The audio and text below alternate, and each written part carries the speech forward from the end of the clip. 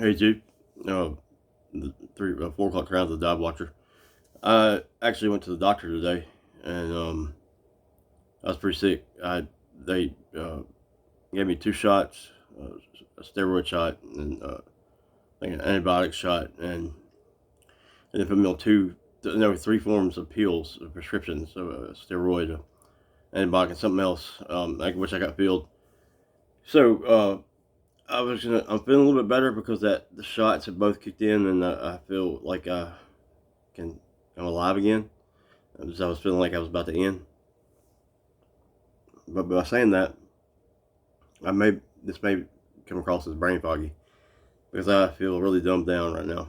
I'm not near as hyper aware and hypersensitive and having sensory overload like I usually do, which is really a curse anyway. I'm kind of glad that I am dumbed down right now. I don't feel every little energy. Wrist check. I'm wearing the. What's good looking from there? Wearing the. Oh my god. Proxima M300. 300M Proxima. On the hex head bracelet. So that's a terrible intro, but that's my wrist check.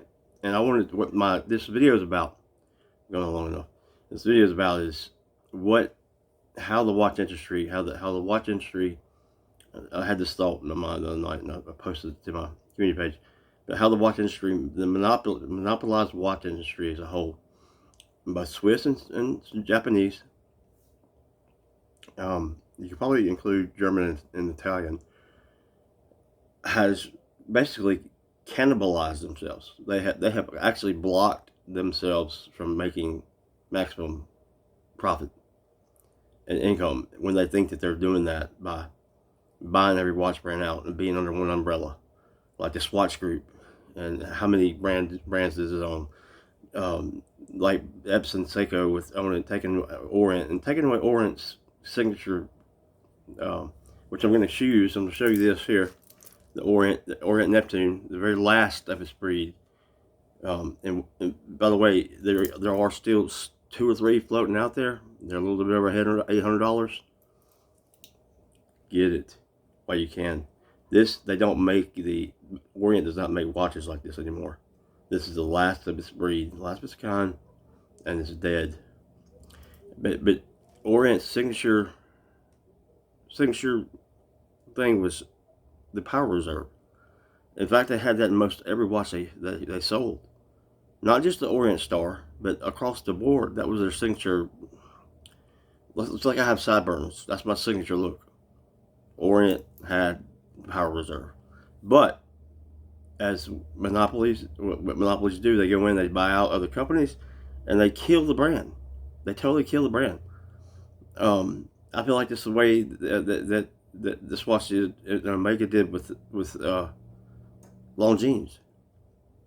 They make Longines makes this watch, I think, called the Ultrachron, and it's a beautiful watch. It's a rendition of the 1960 something, the diver, and it's just beautiful. We got black and red accents, polished, and it has an ultra high beat movement. And they basically put a cap on what Longines can do. Longines can't go any higher than a certain point of watch, because then you get into Omega territory, and then that brings competition to the Omega. So by buying Longines out, or Mito and all these other Swiss brands that could be very comparable to Omega, they basically negated them, canceled them out, and made them be in a lower echelon when they could have maximized their brand. So that's the same thing happened to Orient, and that's Epson Seiko owning Orient. You may find 1 or 2 Orients with a power reserve now, but there's got to be an Orient Star, and they're not even good looking divers. They're not even good looking watches. Not like this. I wish I would have been able to foretell the future to this extent, and I would have kept my Sensoration diver. But this is a phenomenal watch. Of course, it's on a strap code bracelet. If you were to take this and put this beside an Orient Mako or Canoe or Komatsu or whatever it is.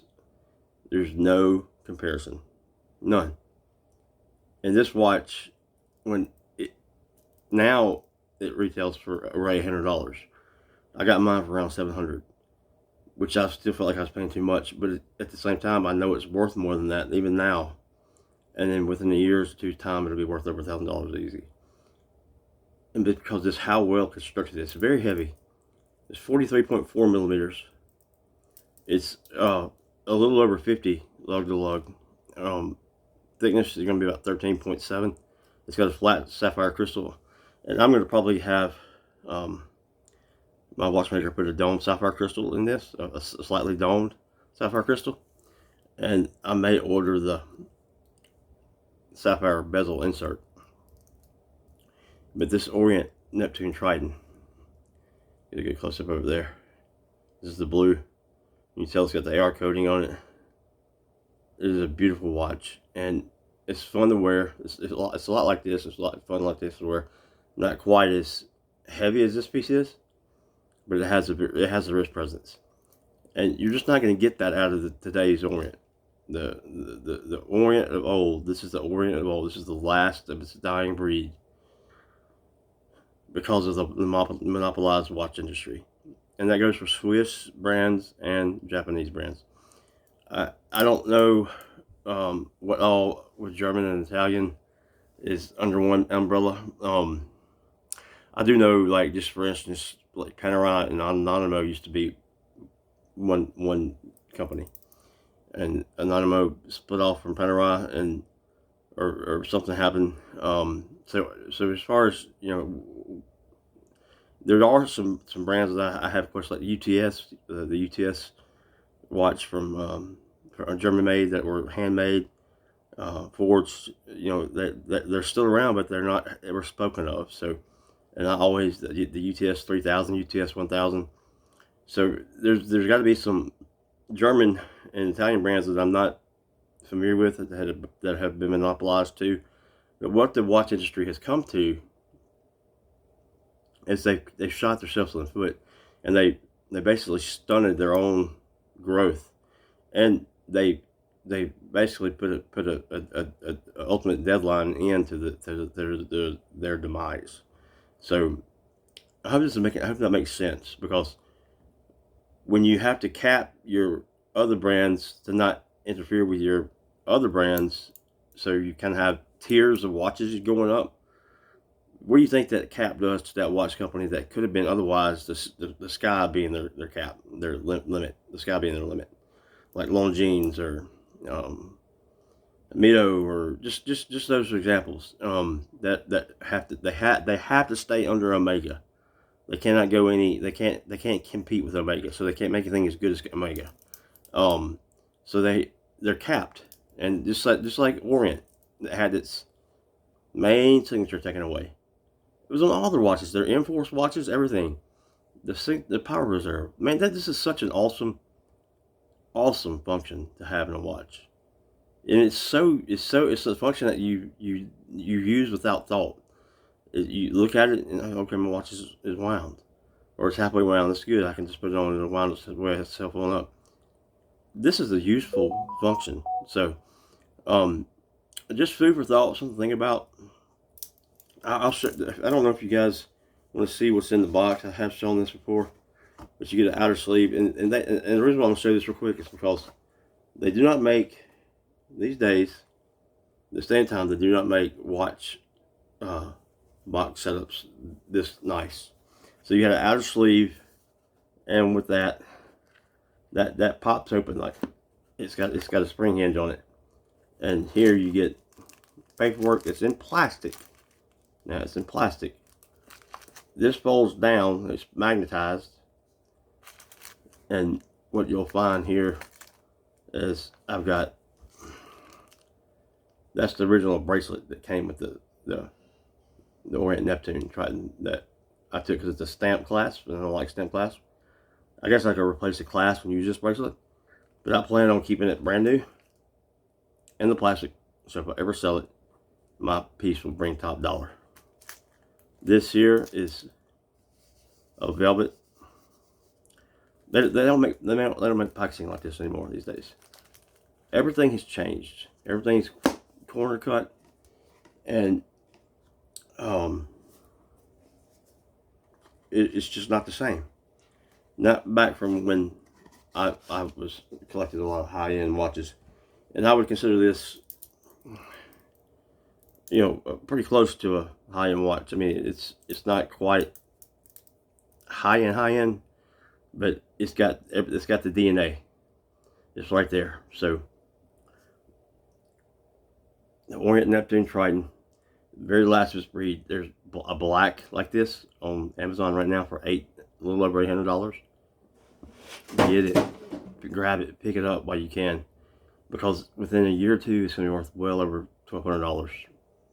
I mean, if you want to resell, I'm not gonna resell. I'm not gonna sell mine, but that's what this watch is going to, and it's because they don't make these watches like this anymore, and that's because Epson, Seiko bought them out, killed their signature look off, their signature power reserve, and they're left with the Orient Mako, or the Komatsu, or whatever it is.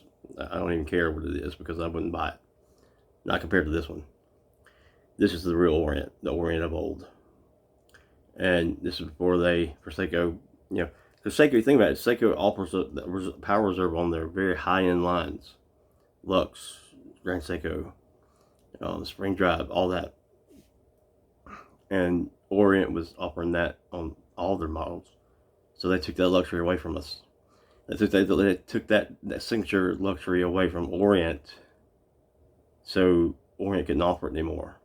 I think that's just bad for that's called monopolizing a product, a market sector, industry, and it's against economics. It's really against the law, and so to speak. But there's loopholes around it, which they clearly do.